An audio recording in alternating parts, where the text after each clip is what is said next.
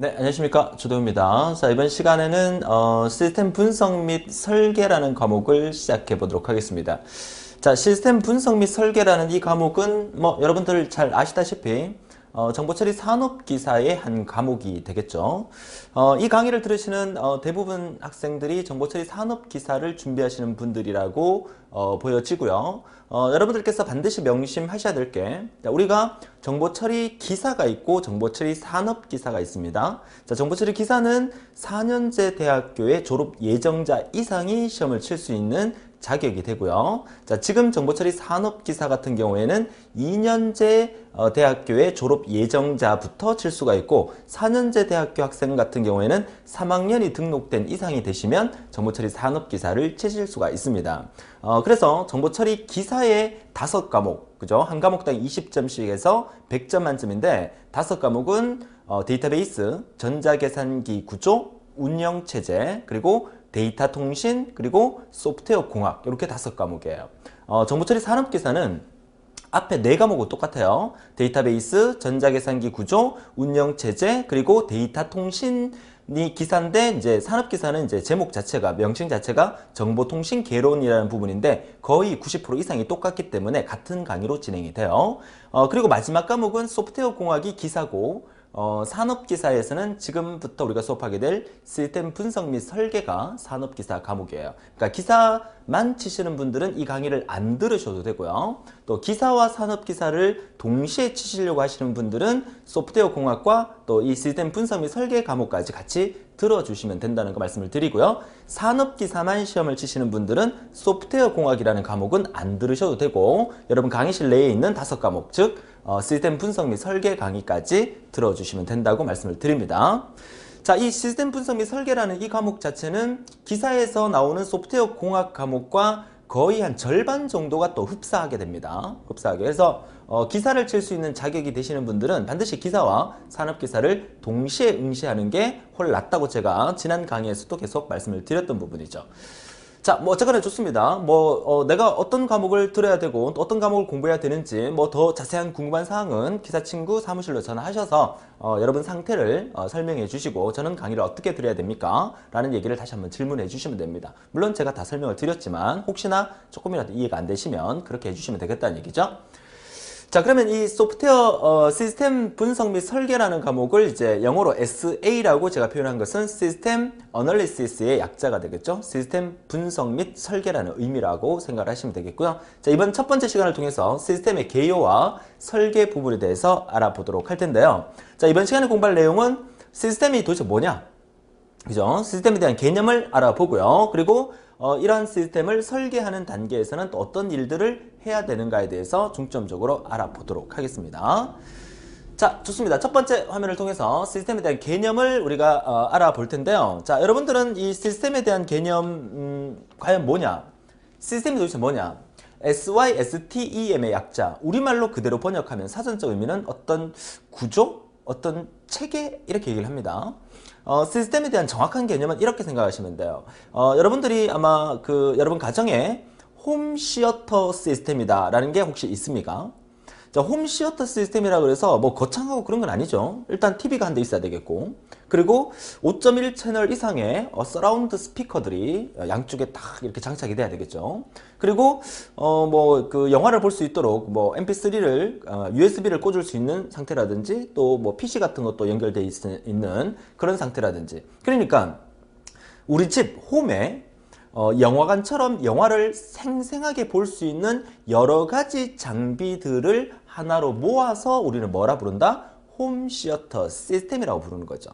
자, 그러면 우리가 정보처리 산업기사를 준비하면서 또는 정보처리 기사를 준비하면서 시스템에 대한 개념은, 우리가 고객이 어떤 시스템을 만들어 달라고 요청을 했을 경우에 그 고객에게 맞는 시스템을 만들어 주는 건데요. 그 시스템을 만들어 줄 때는 그 시스템 안에는 여러 가지 기능들이 포함되어 있다는 얘기죠. 그러니까 여러 가지 기능들이 포함되어 있는데 그 각각의 기능들은 하나의 큰 영화를 보여줄 수 있는 시스템에 동작하기 위해서 필요한 요소들이라는 거죠.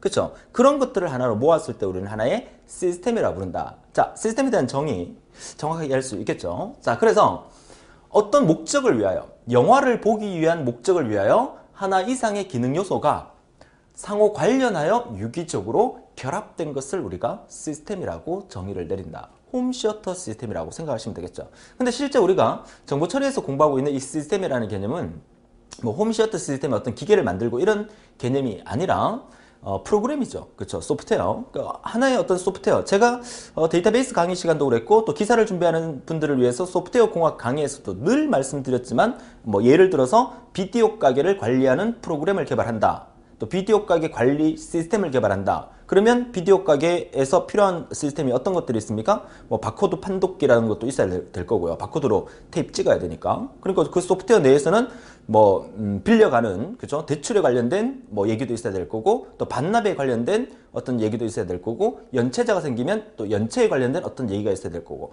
여러 가지 기능들을 모아서 하나의 비디오 가게 관리 시스템이라는 게 만들어진다는 거죠. 그죠? 자, 개념 쉽게 정리가 됩니다. 시스템의 정의를 묻는 문제, 그죠? 기본적으로 한 문제는 나올 수 있습니다. 계속 읽어볼게요. 예정된 기능을 수행하기 위하여 설계된 상호작용을 갖는 요소들의 유기적인 집합체다. 자, 중요한 키워드는 뭡니까? 중요한 키워드는 바로 상호작용이라는 말이 중요한 키워드로 사용이 돼야 됩니다. 이 상호작용이라는 말. 그죠? 자, 상호작용. 자, 펜이 그죠? 색깔을 제가 옐로우로 자, 펜이 지금 상황이 지금 안 나오고 있는데 자, 펜 상태를 제가 조금 더 확인을 해 보도록 하죠. 자, 가끔씩 지금 제가 지금 보여드리는 이 부분도 지금 파워포인트 화면이잖아요. 저는 이제 뭐 이런 상황에 대해서 이제 엔지를 내고 제 촬영이 들어가고 뭐 이런 것도 맞겠지만 사실 한번 보세요. 자, 이렇게 해서 제가 다시 한번 쇼를 해서 보여드리도록 하죠. 자, 펜이 이제 나오나 안 나오나 보세요. 자, 세 번째 화면으로 넘어가서 자, 이제 펜이 나오잖아요. 그죠? 보세요. 좀 굵게. 자, 이제 나오네요. 그죠? 자, 지금 우리는 뭘 공부하고 있었냐면 시스템에 대해서 공부하고 있었는 거예요. 자, 제가 지금 여러분들에게 강의를 진행을 했죠. 강의를 진행하려면 상호 관련 있는 여러 가지가 모여서 하나의 시스템을 만들어주는 거죠. 지금 뭡니까 이게? 이게 강의 시스템이죠. 강의 시스템에서 제가 방금 어떤 여러 가지 그 상황을 보여드렸죠.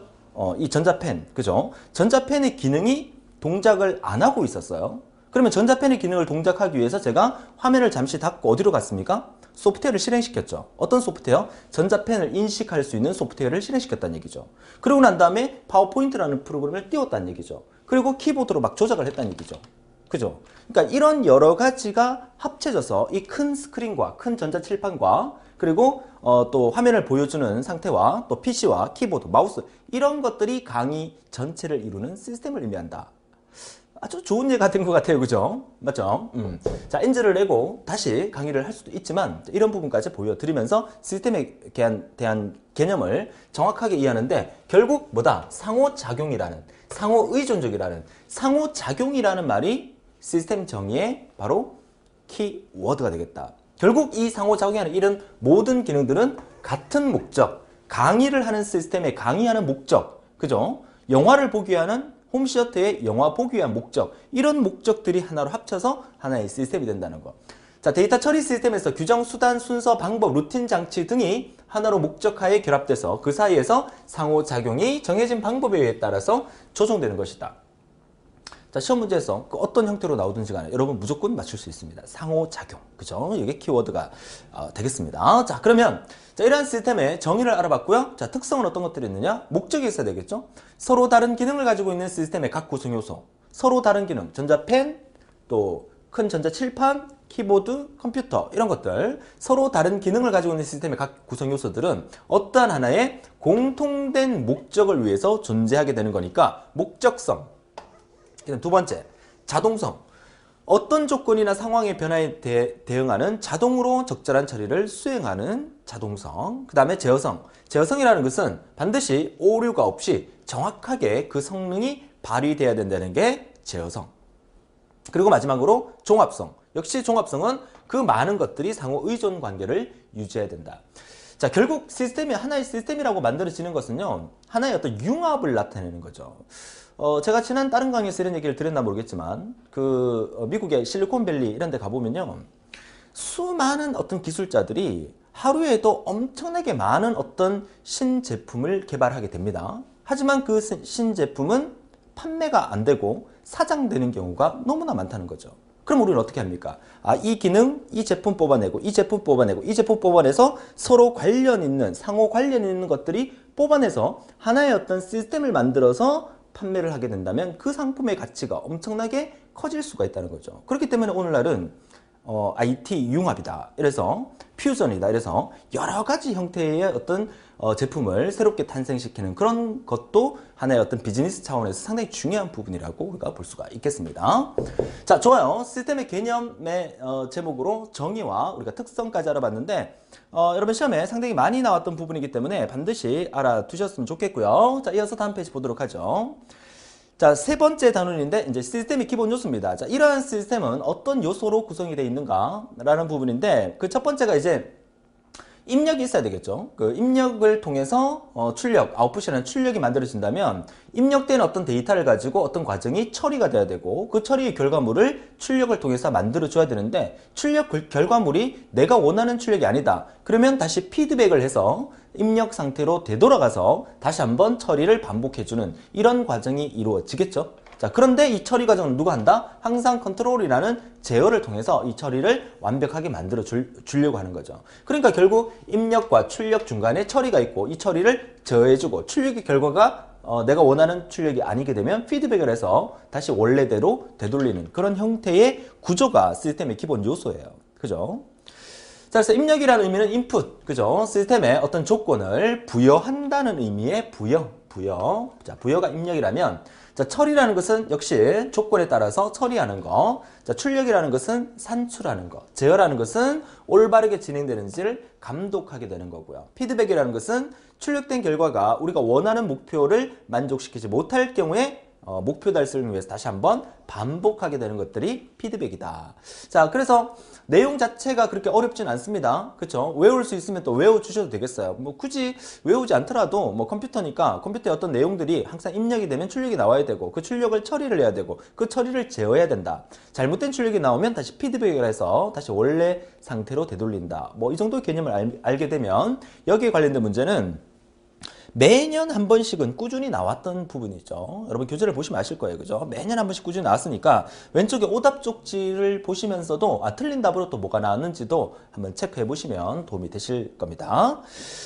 자, 피드백까지 봤고요. 자, 이어서 개념의 마지막으로 네 번째 시스템 분석가에 대한 얘기인데요. 자, 시스템 어널리시스트 분석가입니다. 자, 시스템 분석가라고 하는 것은 우리가 지금 공부하고 있는 이 시스템의 전반적인 흐름과 사용자들의 요구사항을 파악하고, 그쵸, 해결책을 마련하는 사람을 의미하는 거다. 이 시스템 설계하는 그 사무실이 있다면 그 사무실 한 팀장 정도가 되겠죠. 자, 시스템 분석가가. 그러면 여러분들이 만약에 이 정보처리 산업기사를 취득을 하시고, 실제 관련 업무에 취직을 했다. 그러면 여러분들이 열심히 일을 해서 팀장까지 올라갔다. 그럼 팀장인 여러분들, 그쵸, 여러분 정보처리 산업기사님들 또는 기사님들이 분석가로서 해야 될 기본 조건이 어떤 것들이 있는가. 자, 피할 수 없으면 즐겨라 그랬잖아요. 여러분들이 지금 이 공부하면서 재밌게 공부하고 계시는 분 몇 명이나 될까요? 그렇죠? 그래도 재밌게 공부를 해야 되겠죠. 그러면 재밌게 공부하려면 내가 진짜로 나는 정말 이 정보처리 기사를 따서 정보처리 산업기사를 따서 현장에 딱 투입돼서 정보처리에 관련된 일을 할 거야 라는 생각을 가지시고 그 일을 한다고 생각을 해보세요. 그럼 내가 분석가야. 시스템을 분석하는 분석가란 말이야. 그럼 나는 어떤 조건에 따라서 분석을 할 거냐 이 말이죠. 첫 번째가 업무 내용이나 시스템에 대한 분석 능력이 있어야 돼요. 분석가는. 그쵸? 분석 능력이 있어야 되고, 물론 이런 분석가의 기본 조건이 이거지만 여러분들이 관련 회사에 입사했다, 신입사원이다, 말단사원이다 해서 이 능력이 있으면 안 된다는 건 아니죠. 그러니까 수많은 경력을 통해서 이러한 능력을 키워나가는 게 이제 직장생활에 대한 일이잖아요. 그래서 그 경력이라는 걸 무시를 할 수가 없는 거예요. 그렇죠? 컴퓨터의 기술과 관리법 알아야 되고요. 자, 시간 배정과 계획 등 빠른 시간 내의 내용을 파악할 수 있어야 되고, 그리고 관련 업계의 동향도 알아야 되고, 관계 법규 같은 것도 다 알고 있어야, 그렇죠? 어떤 안 좋은 상황이 벌어졌을 때 해결할 수 있는 능력이 생기는 거죠. 여러분들이 그 정보처리 산업기사 필기를 합격하시고 난 다음에 실기 공부하실 때 실기 과목 5과목 아시죠? 첫 번째가 그쵸, 어플리케이션 개발 및 설계, 알고리즘. 두 번째가 데이터베이스. 세 번째가 업무 프로세스. 그쵸, 업무 프로세스. 업무 프로세스를 왜 배웁니까?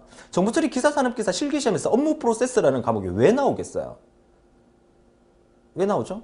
그렇죠? 정보 처리를 하는 사람이 업무를 왜? 정보 처리를 하는 사람이 업무를 알아야 돼요. 그렇죠? 시스템 분석가가 되는 자격 조건 중에 하나죠. 그러면 신기술 동향, 전산영어는 왜 알아야 됩니까? 신기술 동향도 현재 우리나라에 전 세계적으로 새로운 기술들이 어떻게 흘러가는지에 대한 것들을 꿰고 있어야 우리 회사에서 신제품을 만들 때도 그보다 나은 것을 만들 수 있다는 그런 의미죠. 그러니까 업계의 동향이나 신기술 동향이나 관련된 전산 영어까지도 섭렵하고 있는 사람이 시스템 분석가의 기본 조건이라는 거죠. 그렇죠? 창조력, 응용력 있어야 되고 현장 분석 경험도 많으면 좋고요. 기업의 목적과 현행 시스템 문제점을 정확하게 이해하고 해결책을 가지고 있는 사람, 사용자와 프로그래머, 경영진 간에 이거 사실 상당히 중요한 말이라고 생각해요. 저는 여기 있는 것 중에서 가장 중요한 게 바로 이거예요. 그렇죠? 이게 결국 뭘 의미하는 겁니까? 그렇죠? 그러니까 기본적으로 회사를 그만두는 사람들의 그 첫 번째 이유가 제가 이거라고 말씀드렸죠. 그렇죠? 돈은 두 번째예요. 그러니까 내가 회사에서 근무를 하면서 돈이 첫 번째일 수도 있겠죠. 지난번에 제가 돈이 첫 번째라 그랬나? 그죠? 돈이 사실 첫 번째입니다. 내가 일한 만큼 월급을 못 받으면 그만둘 수밖에 없는 그런 경우도 많지만 실제로 중요한 거는 인간관계죠. 얼마만큼의 이 시스템 분석가가 관련된 팀원들하고 커뮤니케이션이 잘 되는지, 의사소통이 잘 되는지, 믿을 수 있는지 이런 부분이 가장 중요하지 않을까라고 생각을 하고요. 거시적 관점에서 세부적 요소들을 관찰할 수 있는 능력이다. 자, 보세요. 우리가 지난 페이지를 통해서 시스템에 대한 정의를 내렸죠. 또 목적을 알아봤어요. 그리고 이번 페이지를 통해서 시스템 분석가에 대해서 알아봤는데, 자, 이거 여러분 사실 외울 거 있습니까? 외울 거 없습니다. 그쵸? 여러분들이 만약에 이거 시험에 나온다면 문제를 그냥 도덕 문제라고 생각하고 윤리 문제라고 생각하고 그냥 개념적으로 읽으면 충분히 맞출 수 있는 부분이거든요. 그러니까 항상 여러분들이 생각하실 때 무조건 외워야 돼, 합격해야 돼, 문제 맞춰야 돼 이런 개념보다 여러분들이 분석가인 입장에서 여러분들이 정보처리 기사, 산업기사 님이라고 생각하시고 그죠? 책을 들여다보시면 항상 크게 들여다 코끼리 전체를 보란 얘기죠. 자, 그렇게 보게 되면 쉽게 문제를 해결할 수 있다. 이렇게 말씀을 드리는 겁니다. 자, 마지막으로 이제 시스템 도입 시 고려사항은 컴퓨터 시스템의 호환성도 좀 체크를 해봐야 되겠고요. 어떤 시스템을 내가 갖고 와야 되는데, 예를 들어서 우리 집에 TV가 하나 있어요. 그죠? 근데 홈 시어터 시스템을 설치하기 위해서 뭐 스피커 세트라든지 뭐 여러 가지 장비를 구입하려고 했는데 다 구입을 했는데 TV를 연결하니까 TV하고 이 오디오 장비하고 잭이 안 맞는 거야. 그쵸? 호환성이 없다는 얘기죠. 그러면 안 되는 거잖아. 그렇기 때문에 컴퓨터 시스템 호환성, 소요 예산 및 운영 조직의 확보, 기기 규모의 적정성까지 체크를 해야 된다. 시스템 도입 시 고려사항에 속하는 게 아닌 것은 시험에 몇 번 나왔었으니까 참고해 주셨으면 좋겠습니다. 자, 이렇게 해서 우리가 1.1 단원에서 시스템에 대한 개념을 알아봤고요. 이어서 1.2 단원으로 넘어가서 시스템의 개발 단계에 대해서 알아보도록 하죠. 자, 시스템의 개발 단계. 요거는 저번에 기사를 들으시는 분들은 산업기사를 준비하시기 위해서 또 이 강의를 듣고 계시는 분들은 아마도 소프트웨어 공학에서 제가 다 설명을 드렸던 부분이 아닐까라고 생각을 하는데 또 산업기사만 치시는 분들을 위해서 또 한번 자세히 설명을 드릴게요. 자, 시스템 개발의 생명 주기를 우리가 SDLC라고 합니다. SDLC. 영어 약자 잘 보시고요. 라이프 사이클이죠. 자, 시스템 개발의 생명 주기라고 하는 정의는 시스템을 개발하는 과정에서 공통적으로 반복되는 단계를 말하는 것이고 시스템 개발의 주기라고도 합니다. 자, 그래서 이 시스템 개발의 단계 순서는 소프트웨어 공학에서 소프트웨어를 개발하는 순서와 거의 비슷한데 몇 가지 이제 세부 사항이 좀 더 들어가 있다고 보시면 돼요. 우선 조사부터 먼저 합니다. 첫 번째 단계가 조사라는 거. 이거는 순서를 무조건 외워두셔야 됩니다. 순서. 첫 번째가 뭐다? 조사. 자, 조사가 끝나면 뭐합니까? 분석을 해야 되겠죠. 분석. 자, 분석이 끝나면 설계. 설계가 끝나면 구현. 구현은 뭡니까? 코딩하는 겁니다. 컴퓨터에다 직접 입력하는 겁니다. 그 상황을. 분석하고 설계했던 상황을 컴퓨터에 입력하는 단계를 우리가 구현, 다른 말로 코딩이라고 하고요. 자, 구현이 끝났으면 이제 실제로 잘 동작하는지를 테스트를 해봐야 되겠죠. 자, 테스트가 끝나면 움직여 봐야 됩니다. 그죠? 테스트를 다 했으니까 움직여 보고 잘 움직이는지 판단이 되면 그 다음부터 뭐야? 완성을 하고 유지 보수를 이어가는 거죠. 소프트웨어 공학이라는 과목에서 소프트웨어를 개발하는 단계와 똑같은데 소프트웨어 개발하는 단계는 이 부분이었어요. 그죠? 시스템을 분석하는 게 첫 번째였고 그 다음에 설계가 두 번째, 구현이 세 번째, 그 다음에 검사, 테스트가 네 번째, 그리고 마지막이 다섯 번째 유지 보수. 소프트웨어를 개발하는 순서는 이렇게 5단계였어요. 근데 시스템을 개발하는 단계는 맨 앞에 시스템 조사라는 게 하나 더 들어가고 중간에 테스트가 끝나고 난 다음에 바로 운영하는 것도 하나 더 들어간다고만 보시면 돼요. 그렇게 구별할 수 있으면 되겠습니다. 그죠? 물론 산업기사만 준비하시는 분들은 소프트웨어 공학 과목을 안 들으셨기 때문에 요거 전체의 순서를 외워주시면 된다고 말씀을 드립니다. 자, 좋아요. 자, 시스템 조사라는 부분을 이제 본격적으로 넘어갑니다. 지금 이 전체의 이 순서가 상당히 중요하니까 이 순서는 무조건 여러분들이 외워두시고 그 다음에 이 첫 번째에 해당되는 이 조사에 대한 설명이 지금 갈로 2번부터 설명이 되고 있다는 거죠. 여기 있는 조사, 분석, 설계, 구현, 테스트, 운영, 유지, 보수를 지금부터 자세하게 우리가 공부를 해 나가고 있다고 보시면 돼요. 그 첫 번째가 이제 시스템 조사인데 조사가 뭐 하는 거냐? 현행 시스템의 상태와 문제점을 파악하고 해결 방안을 제안하는 단계를 우리가 조사라고 한다. 그죠? 그럼 어떻게 조사합니까? 첫 번째가 이제 면담 조사라는 게 있죠. 면담 조사, 인터뷰한다는 얘기죠. 그래서 고객에게 찾아가서 시스템을 요구하는 고객에게 찾아가서 조사를 하는 거죠. 인터뷰합니다. 자, 니네 시스템에 문제가 뭐가 있냐? 그쵸? 뭐가 있다. 그러면 그 문제를 해결하기 위해서 내가 어떻게 해줄까? 그럼 뭐 어떻게 해달라. 그럼 알았다. 하면서 막 메모하고 조사를 하겠죠. 자, 그게 바로 조사, 면담을 합니다. 직접. 다른 말로 인터뷰 조사라고 하고요. 자, 두 번째는 질문서 조사. 이거는 뭐 그 설문지 돌린다는 얘기죠.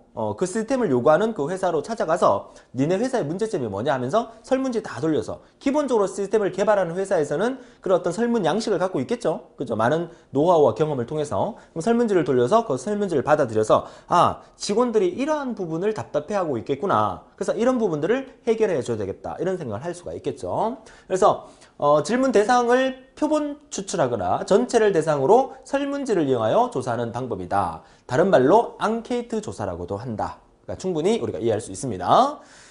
자, 그 다음에 세 번째는 현장 관찰 조사라 그래서 그 사내 직원들이 뭐 응하지도 설문조사도 잘 응하지도 않고 또 오너를 만나서 면담 조사를 해봐도 별 뭐 느낌을 잘 모르겠어. 그러니까 실무자들이 직접 그 회사에 투입돼서 현장을 조사하는 방법이겠죠.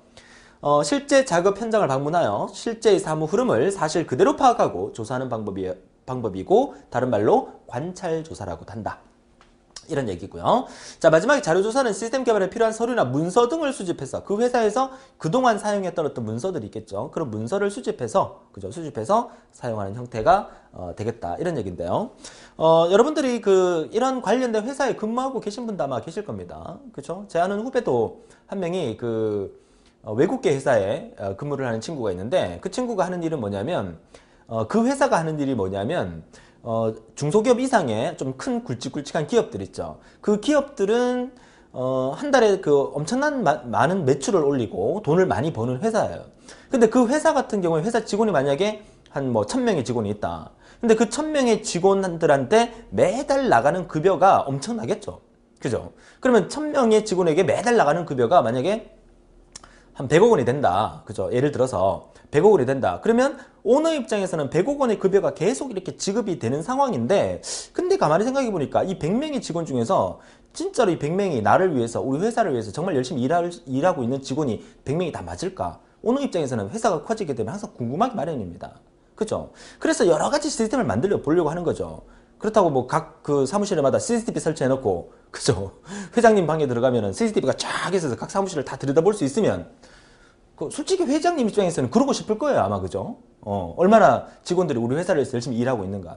근데 사실 그렇게 할 수는 없어요. 그죠? 그렇다면 또 어떤 시스템을 만들 수가 있겠죠? 그쵸? 뭐 사내 전자결제 시스템이라든가 이런 걸 만든다든가 여러 가지 방법이 있을 거란 말이에요. 그쵸? 자, 그런 방법들을 하고 있는데 그 친구가 하는 일이 그 회사에 투입돼서 현장 조사를 하는 거죠. 현장 조사를 딱 하니까 이 회사의 문제점은 이런 거 개선하고 이런 거 개선하고 이 회사의 문제점은 이거 있으니까 이 회사의 좋은 점은 이거 있으니까 이런 것들을 면밀히 분석해서 사무실 와서 막 설계를 해요. 분석, 설계, 구현, 테스트 막 해요. 그러고 난 다음에 그 회사에 딱 들고 가서 앞으로 이 회사는 이 매뉴얼대로 움직여 보세요. 이 매뉴얼대로. 그러면 아마 한 달에 10억 이상은 절약하실 수 있을 겁니다. 이런 매뉴얼을 딱 던져주는 거야. 그러면 그 회사에서 그 매뉴얼들 하게 되면 그만큼의 이익이 생기는 거죠, 더. 그죠? 그러니까 그런 회사들이 상당히 많아요. 그죠? 굴지에. 기업이죠, 그런 것도. 자, 앞으로는 이제 그런 시대가 많이 만들어질 겁니다. 뭐, 옛날처럼 무조건 좋은 제품 많이 만들어서 많이 열심히 팔아서 이익을 남기고 이런 회사보다, 그 회사가, 얼마나 효율적으로 회사를 운영을 해서, 기업의 어떤 가치를 창출할 수 있는가, 뭐 이런 부분을 연구하는 회사들도 많이 생겨나고 있고, 또 많이 활용이 되고 있다는 얘기겠죠. 자, 딴 얘기로 좀 빠진 것 같은데, 자, 시스템 조사에 대한 얘기였습니다. 지금 전체 조사, 분석, 설계, 구현, 테스트, 운영, 유지, 보수 단계 중에서 조사에 대해서 우리가 알아본 거고요. 자, 다음 페이지 넘어가서, 자, 분석 단계입니다. 두 번째. 자, 분석 단계에서는 조사 단계에서 조사된 사용자의 요구사항과 현행 시스템의 문제점을 명확하게 파악을 해야 되겠죠. 그러니까 현장에 투입된 그 사람이, 제 후배 같은 그런 일을 하는 그 사람이 현장에 투입을 돼서 고객이, 그 현장의 직원들이나 그 현장의 뭐 회장님이 요구하는 사항들이 있겠죠. 그 사항을 다 받아들여서 명세서를 작성하죠. 이렇게. 그죠? 분석하는 단계입니다. 그래서 기업이 필요로 하는 기능과 활동을 조사하고 기능 분석을 위한 도구가 또 활용이 되는데, 그 도구로서는 자료 흐름도 DFD라는 데이터 플로우 다이어그램이라는 그 순서도 모양의 그림을 그려가고 또 자료 사전, 소단위 명세서 이런 것들을 사용하여 모델을 설계하게 됩니다. 앞으로 여러분 기출문제나 또 뒤에 단원 가면 이 내용이 아마 많이 나오게 될 건데요. 이 자료 흐름도를 우리가 다른 말로 영어로 하면 이제 데이터 플로우 다이어그램이라고 해서 DFD라고 하고요. 자료 사전을 우리가 영어로 하면 데이터 딕셔너리라 해서 DD라고 보통 표현을 하고요. 그 다음에 소단위 명세서를 우리가 다른 말로 미니스펙이라고 합니다. 미니스펙. 자, 요런 말들이 시험에 나올 수 있기 때문에 영어로 적어 드리는 겁니다. 같이 알아두세요. 기능 분석을 위한 도구들입니다. 자, 환경 변화를 유연성 있는 시스템을 개발하기 위해서 기업 환경도 조사를 하게 됩니다. 지금 우리는 어떤 단계에 대해서 얘기하고 있냐면 분석 단계에 대해서 얘기를 하고 있는 거예요. 시스템이 실제로 사용되고 시스템에 입력될 자료의 발생지인 현장에 대한 조사가 상세하고 철저하게 조사가 되어야 된다. 그 철저하게 조사가 된 걸 가지고 분석 단계에 들어오게 되는 거죠. 여러분들이 이번 시간에 공부하는 것 중에서 가장 중요한 게 순서 외우는 게 가장 중요하고, 그 순서에서 구체적인 설명까지 알아듣는 게 중요하다는 얘기예요. 시스템 분석 단계에서 해야 될 일입니다. 그죠? 자, 분석이 끝나면 이제 뭐 합니까? 그죠? 설계를 해야 되겠죠. 자, 어떻게 설계하느냐? 시스템 분석에 의해 정의된 시스템 요구 분석 명세서를 토대로, 이런 것들을 토대로 새로운 시스템을 구체화하는 단계를 우리가 시스템 설계 단계를 한다. 자, 키워드 구체화하는 단계를 우리가 시스템 설계라고 한다. 자, 설계의 종류는 뭐가 있다? 기본 설계, 상세 설계 두 가지가 있어요. 기본 설계는 이제 계략적인 설계를 하는 거죠. 그러니까 미술로 말하면 이제 스케치, 그죠? 스케치 정도 하는 거죠. 상세 설계는 좀 디테일하게 이제 자세하게 그려나가는 부분이죠. 그래서 분석 결과에 따라서 사용자 입장에서 시스템 전체를 개괄적으로 설계하는 게 기본 설계라면, 상세 설계는 구체적인 내용의 사용을 결정하게, 디테일하게 들어가서 설계를 하는 게 상세 설계다. 기본 설계와 상세 설계를 묻는 문제가 시험에 자주 등장했어요. 정보처리 산업기사에서 5과목 중에서 가장 쉬운 과목이 지금 시스템 분석 및 설계예요. 왜냐면 공부할 게 별로 없어요.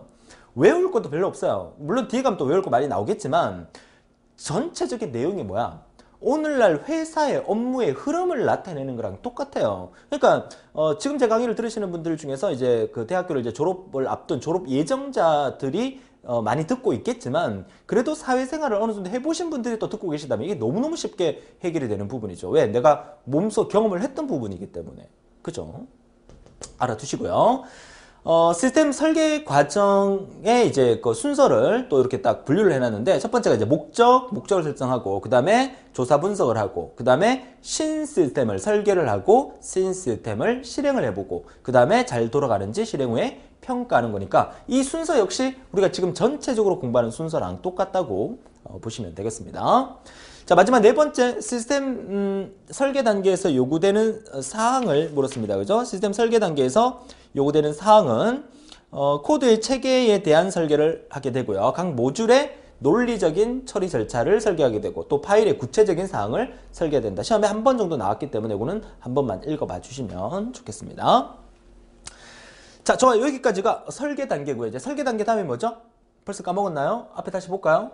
조사, 분석, 설계, 다음에 뭐야? 구현, 그 다음에 테스트, 운영, 유지, 보수입니다. 이 순서대로 지금 우리가 정리하고 있는 거예요. 자, 구현 단계 보도록 할까요? 자, 구현의 얘기는 뭐냐면 아까 말씀을 드렸지만 컴퓨터에다가 직접 코딩하는 단계다. 컴퓨터에 직접 입력하는 단계를 우리가 구현이라고 합니다. 자, 설계 단계에 산출된 설계 사용서에 대한 내용을 컴퓨터가 인식할 수 있는 프로그램 코드로 변환한다. 작성하는 단계다. 그래서 다른 말로 프로그래밍 또는 코딩이라고 한다. 그러니까 직접 프로그래머가 이제 컴퓨터에 입력하는 단계라고 보시면 돼요. 자, 구현이 끝났으면 이제 뭐합니까? 잘 돌아가는지 테스트를 해봐야 되겠죠. 자, 테스트는 사용자의 요구에 따라서 시스템이 구현되는 것을 검증하는 단계다. 이제 소프트웨어 공학을 공부하시는, 기사를 공부하시는 분들은 아마 소프트웨어 공학에서 이제 테스트 부분을 우리가 블랙박스 테스트, 화이트박스 테스트 이런 얘기를 우리가 많이 들어보셨을 겁니다. 자, 테스트하는 단계고요. 자, 7번째 이제 실행을 해봐야 되겠죠? 운영하는 단계입니다. 자, 활용하는 단계라고 정리하시면 되겠고요. 자, 활용을 하려고 하니까 역시나 활용이 나오네요. 그죠? 자, 활용하는 단계였고요. 자, 그리고 마지막으로 이제 진행돼야 되는 게 유지보수 단계예요. 유지보수 단계. 이 유지보수 단계가 얼마나 중요한지 몰라요. 보세요. 자, 우리는 지금 이 단계를 공부하고 있어요. 첫 번째, 조사, 분석, 설계, 구현, 테스트, 운영. 여기를 딱 자릅니다. 그죠? 앞에서도 제가 잘랐어요. 자, 여기서부터 조사부터 시작해서 자, 유지보수까지를 전체로 100으로 봤을 때 이 단계에서 해야 되는 일이 몇 프로 정도가 될까요? 이 단계만 60% 정도. 이해할 수 있겠어요? 그쵸? 이거 전체를 포함해서 몇 프로야? 한 40%밖에 안 된다는 거예요. 그만큼 어떤 시스템에서 가장 중요한 건 유지보수 기간이에요. 여러분들이 만약에 뭐 삼성이나 LG에서 TV를 하나 샀다고 쳐봐요. 뭐 아니면 핸드폰을 하나 샀다고 쳐봐요. 핸드폰 샀을 때 워런티 기간이 얼마입니까? 보통 한 1년은 되죠. 어떤 거는 한 2년짜리도 되고요. 스마트폰을 구입을 하고 난 다음에 1년 내지 2년 동안 무상 AS 서비스 기간을 주는 게 바로 이 유지보수 기간이죠. 그러면 여러분들이 개발자 입장이라고 생각해봐요. 고객이 제품을 잘못 만들어서 고객이 1년 안에 계속 그 고장나서 밖으로 오면 여기에 소요되는 시간과 비용이 얼마나 많이 들겠어요. 그쵸? 그러니까 제품 대충 만들어 갖고 비싸게 고객들한테 파는 게 중요한 게 아니라 제품을 완벽하게 만들어서 이 단계를 통해서 완벽하게 만들어서 이 기간을 최대한 줄이는 게 더 중요하다는 거예요. 그쵸? 그러니까 모든 어떤 제품이나 시스템이나 그런 걸 만들 때 이 유지 보수 기간을 단축시키는 게 얼마나 중요한가. 그래서 정보처리 기사에 나오는 소프트웨어 공학이라는 또 우리가 지금 공부하고 있는 시스템 개발 및 분석이라는 이 학문 자체가 나오게 된 것도 이런 유지 보수의 어떤 문제점 때문에 등장하기도 했다는 거죠. 그렇죠? 이런 부분을 우리가 줄일 수 있는 게 더 중요하다. 그래서 지금 우리가 공부하고 있는 이 전체 과정 중에서 여러분 시험에도 얘가 제일 많이 나와요. 유지보수가. 그쵸? 다시 돌아가도록 하죠. 자, 그래서 이 유지보수 단계, 시스템을 감시하고 주기적으로 평가하여 시스템을 향상, 또 최상의 상태로 유지하는 단계를 의미하는 거고요. 시스템 개발 단계 중에서 가장 많은 비용이 투입되는 단계다. 이게 시험에 가장 단골로 나오는 말입니다. 그쵸? 전체 단계 중에서 가장 많은 비용이 투입되는 단계가 무슨 단계다? 유지보수 단계가 된다. 그러니까 여러분들이 만약에 삼성에서 TV를 하나 샀다. 그쵸? TV 가격이 만약에 50만 원이다. 그럼 그 50만 원 중에서 TV 원가만 해도 제 생각에는 10만 원밖에 안 돼요. 나머지 30만, 10만 원을 마진으로 남긴다 그러면 나머지 한 30만 원은 유지 보수의 비용으로 미리 산정을 해 놓는 거야. 그쵸? 그래야 에이스 센터도 운영하고 고객이 들고 왔을 때 뭐 잘못됐으면 완전히 통째로 바꿔주기도 하고 이런 부분에 비용이 들어가는 거죠. 제품만 완벽하게 만들고 유지보수가 따로 필요 없는 제품이라면 가격의 제품의 가격 자체가 더 줄어들 수도 있겠죠. 그렇죠? 자, 그런 부분이 되겠습니다. 자, 시험에 잘 나오는 거 역시나 유지보수의 종류. 자, 얘가 가장 많은 비용이 투입되는 단계라는 이 말이 별표 3개라면 유지보수의 종류를 묻는 문제는 별표 2개 정도로 해서 이거 4가지 무조건 외워두셔야 됩니다. 그 첫 번째가 수정 유지보수, 그 다음에 적응 유지보수, 완전 유지보수, 예방 유지보수인데 얘가 만약에 구체적으로 시험 문제 나온다 그러면 틀릴 사람은 아무도 없을 겁니다. 말 속에 다 의미가 있어요.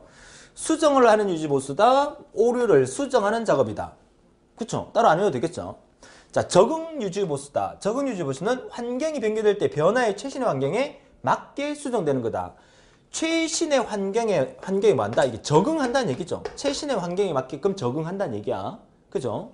여기에 있는 환경에 맞게 수정하는 요 말 때문에 이거 찍으면 안 돼요. 그죠? 환경에 맞게 적응한다는 말이고요. 그 다음에 완전 유지보수라는 말은 업무 기능을 확장하거나 성능 개선, 성능을 개선한다. 성능을 개선해서 완벽한 제품을 만들어낸다. 완전 유지보수. 그죠? 그 다음에 예방 유지보수. 그 제품의 하자가 일어나지 않도록 미리 예방하는 거죠. 더 좋은 조건을 갖도록 향상시키기 위해서 좋은 조건을 갖도록 향상시키기 위한다는 말은 앞으로 이런 일이 일어나지 않도록 좋은 환경을 만들기 위해서 미리 예방한다는 거예요. 근데 이거 시험에 상당히 많이 나오는데요. 여러분 책에도 보시게 되면 유지 보수의 종류하면서 그러니까 실제 기출됐다는 얘기가 지금 몇 개가 없지만 실제로 이 부분이 시험에 상당히 많이 나오고요. 기사에서도 상당히 많이 나오는 부분이에요. 그렇죠? 근데 안타깝게도 기사보다 산업기사에서 영어로 더 잘 나와요. 자, 왜 출제위원들이 정보처리 기사라는 시험은 그 레벨이 그 산업기사보다는 기사가 좀 높죠. 그죠? 기사 높고 또 산업기사 밑에 또 기능사라는 거 있어요. 정보처리 기능사 있죠. 누구나 다 칠 수 있는 거. 근데 기사보다는 산업기사 시험에서 보기가 영어로 더 잘 나와요. 그러니까 실무자다 이런 의미로 볼 수가 있겠죠. 그러니까 산업기사를 준비하시는 여러분들은 이 명칭 자체를 영어로 더 잘 봐두셔야 됩니다. 수정 유지보수, 컬렉티브, 적응 유지보수, 어댑티브, 완전 유지보수, 퍼펙티브, 그 다음에 예방 유지보수가 프리벤티브. 그죠? 이렇게 영문을 정확하게 알아두셔야 되고, 이 영문을 알아두는 거는 나중에 여러분들이 필기를 합격하고, 필기 합격하면 자기선 나오는 거 아니죠? 실기 시험까지 치셔야 되잖아. 그쵸? 실기 때 전산 영어에도 이거 그대로 나올 수 있어요. 그쵸? 그러니까 전산 영어를 대비해서라도 영어 단어 하나 외운다 생각하시고 반드시 영어로도 알아두세요. 나중에 시험 치러 가보면 느껴지실 거예요. 보기가 가나다라라는 사지선다형의 보기가 있잖아요. 그 보기가 영어로 나오는 경우를 상당히 많이 보시게 될 겁니다. 그죠? 그래서 공부하시면서 중간중간에 제가 수업 시간에 갈로에서 영어로 적어둔 문장 같은 경우에는 영어로도 같이 알아두셔야 된다는 거 잊지 않도록 합니다. 자, 좋아요. 여기까지 해서 8번째까지 해서 유지 보수 단계까지 알아봤어요. 자, 이번 시간에 공부한 내용 그렇게 많지는 않습니다만은 시험에 뭐가 나올지에 대한 개념을 여러분 잡으셨어요. 그죠? 시스템의 먼저에 대한 개념도 잡으셨고요. 자, 이어서 이제 다음 페이지 넘어가면 코드 설계 부분 나오는데 요거는 이제 다음 시간에 구체적으로 할 내용입니다. 근데 개념은 미리 잡고 넘어가기 위해서 이번 시간에 개념 잡고 가도록 하겠습니다. 자, 코드 설계에서 코드가 뭐냐? 코드는 컴퓨터를 이용하여 자료를 처리하는 과정에서 분류할 때 또는 조합할 때, 집계할 때 용이하게 또 특정 자료를 추출하기 쉽게 하기 위해 사용하는 기호를 코드라고 해요. 무슨 말이냐면 여러분들이 아마 이런 경험을 해보신 적 있을 거예요. 여러분들이 만약에 TV가 고장났다 또는 뭐 핸드폰이 고장났다 그러면 AS센터에 전화를 하잖아요. 전화를 하면 AS센터 직원이 여러분한테 뭘 물어봐요? 혹시 그 제품 시리얼 넘버 조금 불러주시겠어요? 또 제품 코드 번호 좀 불러주시겠어요? 그럼 뭐 핸드폰 같은 경우에는 그 배터리 그 들어가 있는 부분 떼면은 그 안에 뭐 시리얼 번호 뭐 복잡한 거 적혀 있잖아요. 그죠? 또는 TV에 보면 또 TV 뒤에 이렇게 보면 시리얼 번호 적혀 있어요. 그 시리얼 번호, 제품 코드 번호를 불러주면 그 담당 직원은 제품 코드 번호 땜니까 그 제품이 어떤 제품인지 쉽게 알 수가 있는 거잖아요. 그쵸? 그게 바로 코드예요. 코드가 왜 필요하겠어요? 그쵸? 제품의 종류가 어떤 종류인지를 기본적으로 쉽게 분류하고 그 제품의 원하는 부분을 그 제품 정확히 뭔지를 찾아내는 추출할 때 사용하기 위해서 코드를 사용한다는 거예요. 그래서 어떤 단위별 수치를 알거나 파일을 체계하기 위해서 사용되고요. 일반적인 코드 이해가 우리 인간을 구별하는, 그죠? 우리 대한민국 사람을 구별하는 주민등록번호, 학교에서 학생들을 구분하는 학번, 그죠? 그리고 전화번호 이런 것도 하나의 전부 다 코드라고 보시면 돼요. 그죠? 코드. 그래서 앞으로는 이 코드가 그 영화 그 마이너리티 리포트라는 영화에 보면 그 톰 크루즈가 그쵸 홍채 인식 시스템을 통과하면서 지하철이나 뭐 이런 걸 탈 때도 이렇게 CCTV 처럼 생긴 거를 딱 쳐다보면 내 홍채를 인식해서 내가 누군지를 알고 지하철 요금도 내 계좌에서 자동으로 빠지게끔 그쵸 그렇게 만들어 두는 거죠. 그것도 내 홍채가 하나의 뭐가 되는 거야? 코드가 되는 거죠. 여러분들이 슈퍼마켓 가서 물건 살 때 바코드로 찍찍찍 찍어주잖아요. 그 바코드도 하나의 뭐야? 코드가 되는 거죠. 오늘날은 코드화된 사회예요. 그죠? 코드. 자, 좋아요. 자, 코드의 기능은 뭐다? 3대 기능은 분류, 식별, 배열이다. 분류. 그죠? 상품을 분류할 때, 식별. 상품이 이게 어떤 상품인지 식별할 때, 배열할 때 역시 나열할 때. 자, 그래서 동일한 특성을 가진 데이터를 그룹화하는 기능을 분류라고 하고요. 그 외에 식별, 배열 기능이 있다. 코드의 3대 기능에 속하는 게 아닌 것은 이것도 같이 알아두시고요. 분류, 식별, 배열. 자, 기타 어떤 기능이 있습니까? 제품의 이름을 간소화하는 기능이 있고요. 단소화하는 기능, 또 제품을 표준화하는 기능, 또 암호화하는 기능. 이 제품이 구체적으로 어떤 제품인지 모르게 하기 위한 암호화 기능, 구별 기능, 추출 기능, 연상 기능, 그죠? 표의성이라고 하죠. 연상 기능이 있는데 말이 좀 어렵죠? 연상 기능이 뭐야? 연상 기능이라는 것은 코드에 대한 해독을 쉽게 하는 것으로 코드를 보는 순간 그 코드의 대상의 실체를 알 수 있도록 하는 코드의 기능이다. 무슨 말이냐? 코드 중에서 이런 코드 아마 보신 적 있을 겁니다. 뭐 예를 들어서 코드 이름이래요. TB, OE, C. 자, 코드 이름이 요거예요. 이게 무슨 코드일까요? 딱 보니까 알겠죠? 이게 코드 이름이야. 시리얼 번호야. 아, TV구나. 52인치구나. C, 컬러 TV구나. 뭐 이런 거. 그죠? 그러니까 코드 이름을 딱 보는 순간 아, 이 제품이 무슨 제품인지를 알 수 있게 만들어 놓은 형태의 코드를 우리가 연상 기능의 코드다. 표의성이다. 이렇게 얘기를 하는 거예요. 그죠?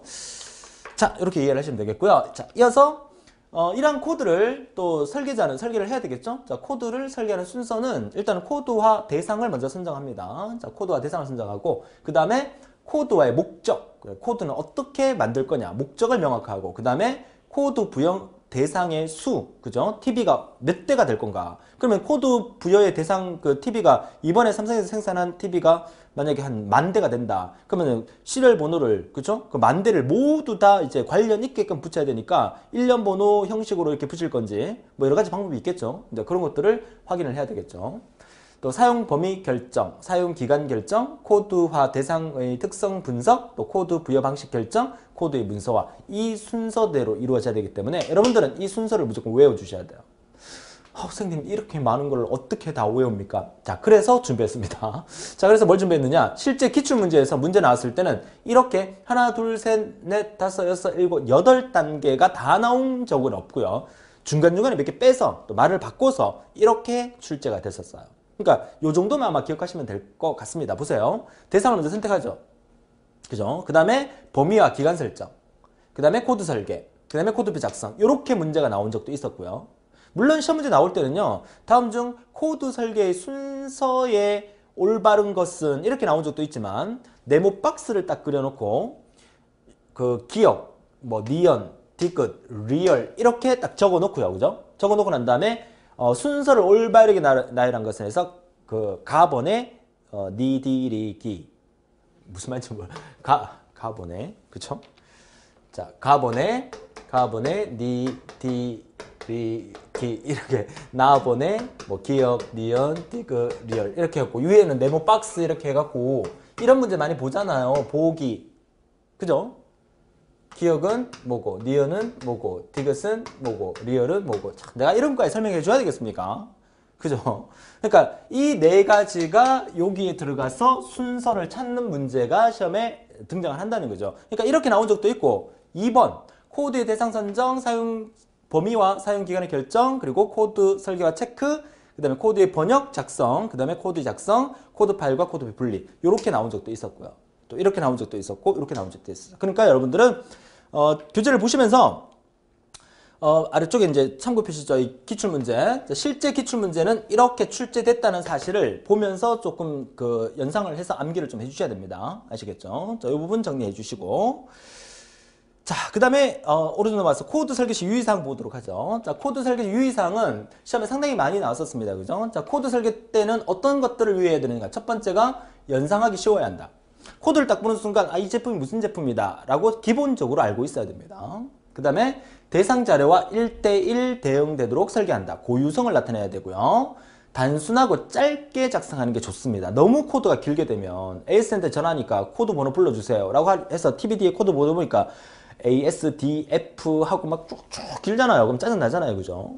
될 수 있으면 단순하고 짧게 해야 되고 그 다음에 코드 부여 대상의 추가, 수정, 삭제가 쉬워야 한다. 그렇기 때문에 삼성에서 그 TV를 생산할 때 만약에 이제 코드 번호가 TB52C 00001 뭐 이런 식으로 하면 그죠? 최대 1십 100천만 그죠? 99,999대까지는 번호를 붙일 수 있는 거잖아요.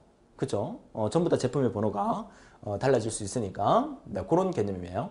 물론 똑같은 제품 같은 경우에는 똑같은 코드 번호 이렇게만 쓰는 경우도 많습니다만은 전국에 판매된 모든 제품에다가 다른 일련 번호를 붙일 경우에는 이런 번호도 붙이게 되겠죠. 그죠? 자, 코드 확장성 중요하죠. 확장성은 코드 설계 후에 설계의 기본 사항을 바꾸지 않고 코드 부여 대상의 신규 발생, 변경, 폐지에 대응할 수 있는 코드의 성질을 의미하는 게 바로 확장성이에요. 그러니까 그 어떤 상황에서도 코드를 더 계속해서 증가시킬 수 있는 의미를 얘기하는 거죠. 확장성을 요 확장성에 대한 설명을 구체적으로 한 번 더 드린 겁니다. 자, 다섯 번째는 뭐 있습니까? 분류의 편리성. 분류를 쉽게 할 수 있어야 되겠고요. 그 다음에 취급을 손쉽게 용이하게 할 수 있어야 되겠고, 그 다음에 컴퓨터 처리에 적합해야 되기 때문에 컴퓨터가 기계잖아요. 그러니까 기계 처리의 용이성까지 정리를 해주시면 되겠고요. 자, 마지막으로 사람의 손에 의하여 코드를 기입하는 경우에 틀리지 않도록 하기 위하여 사용되는 방법은 뭐 이런 것까지 시험에 그죠? 한번 나온 적이 있습니다. 그죠? 그래서 어디 뭐 저기 그 동사무소 주민센터나 뭐 구청이나 이런 데 가면 그죠? 고무인을 그 사용을 해서 그러니까 도장을 딱 찍죠. 그죠? 도장을 고무인 아시죠? 고무로 된 그 도장입니다. 도장. 고무인을 사용해서 우리 그 제품의 번호라든지 뭐 주소라든지 뭐 전화번호 이런 걸 딱 적혀가지고 이렇게 쿡 찍으면 그 스탬프 이렇게 색깔을 묻혀서 찍으면 쭉 나오는 거 있죠. 그게 고무인이고, 그 다음에 사전 인쇄, 컴퓨터에 의한 코드를 설계하는 게 또 가장 좋은 방법이다. 자, 이런 얘기인데, 사실 그 이번 시간에 공부한 이 내용이 여기까지인데요. 자, 이번 시간에 공부한 이 내용 자체가 사실 어려운 건 전혀 없습니다. 그러니까 정보처리 산업기사의 한 과목이 속하는 이 시스템 분석 및 설계라는 과목은 아주 쉬운 과목이고, 그래서 제가 전체적인 강의의 수는 되게 짧게 한 5강에서 한 6강 정도로 마무리를 할 예정이에요. 그러니까 이 시스템 분석 및 설계는 전체 우리가 100점 만점에 아니 20문제, 20점 만점에 역시 18점 맞는 게 목적입니다. 목표입니다. 그러니까 18점을 무조건 맞을 수 있도록 강의를 완벽하게 자세히 들어주시고 또 시스템 분석 및 설계의 과목을 또 관련된 기출문제 열심히 풀어주셔야만 여러분들 18점을 맞을 수가 있어요. 그러니까 어려운 전자계산기 구조라든지 이런 과목에서 점수를 조금 잃더라도 그렇죠? 잃더라도 시스템 분석 및 설계라든지 운영체제 이런 과목들은 좀 쉬운 과목이니까 이런 과목에서 점수를 많이 획득하셔야 전체 100점 만점에 여러분들이 60점 이상 저의 목표는 여유있게 고득점으로 80점 정도 맞고 합격하는 게 여러분의 목표입니다. 그렇죠? 그렇게 목표를 잡고 공부를 해주시면 좋겠어요. 첫 번째 시간이었기 때문에 조금 그 기본 개념 위주로 제가 설명을 드렸고 다음 시간에 이어서 우리가 방금 코드에 대한 개념을 잡았죠? 그럼 그런 코드가 실제적으로 어떤 종류가 있는가? 자, 그런 코드를 나중에 또 입력과 출력은 또 어떻게 해야 되는가? 이런 부분에 대해서 다음 두 번째 시간에서 수업을 해드리도록 하겠습니다. 자, 오늘 또 열심히 또 생활하시고 마무리 잘 하시고 또 즐거운 하루 보내시고 또 밤에 들으시는 분들은 또 좋은 꿈 꾸시고요. 다음 시간에 더 활기찬 모습으로 뵙겠습니다. 수고하셨습니다.